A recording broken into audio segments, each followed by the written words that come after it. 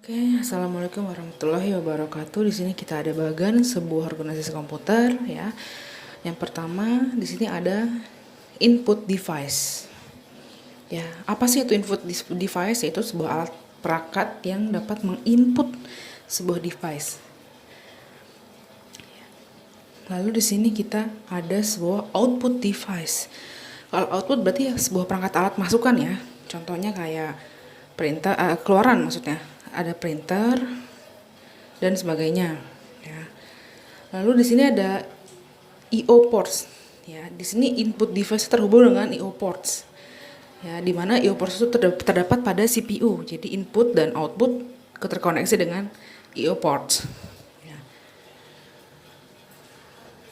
Nah, ada sebuah control bus, ya, menghubungkan antara CPU, ada control unit dan arithmetic logical unit yang terhubung juga dengan memori. Di sini saling keterkaitan, ya, dari I/O ports ke CPU, CPU bisa masuk ke prosesor, lalu ke memori. Di memori ada RAM dan ROM. Itu kalian bisa pelajari next, ya. Ada RAM dan ROM itu beda dan tidak sama. RAM dan ROM. Nah, dari keseluruhan ini ada address sebuah alamat atau jalur alamat, disebutnya address bus. Address bus ini saling penghubung. Dia menjembatani antara si I/O ports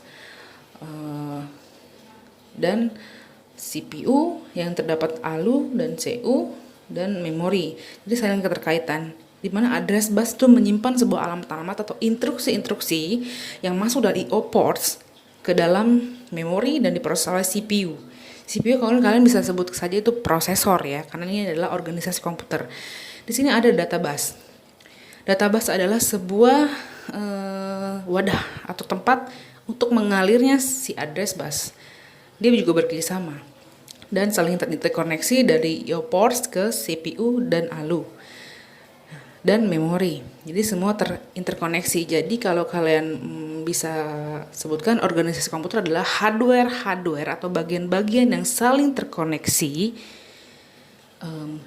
mencakup sebuah organisasi dari peran-peran si hardware-nya itu untuk menjadi kesatuan sebuah sistem komputer, ya. Makanya disebutlah organisasi komputer. Nah, oke. Untuk mencakup sebuah organisasi komputer, di sini ada list-list yang akan saya sebutkan, yaitu berkaitan dengan salah satunya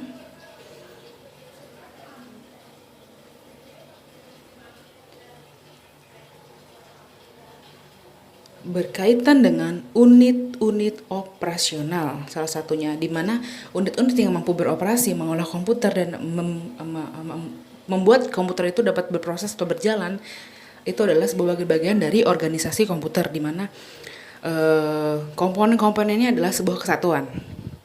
Mencakup teknologi hardware I/O. Hardware perangkat input dan output, contohnya kalau input kan keyboard yang simple dan mouse, kalau outputnya pasti printer, ya. Nah, jadi salah satunya itu terkoneksi dengan I/O ports yang tadi saya sebutkan, yang ada di gambar, cenderung dapat dikembangkan.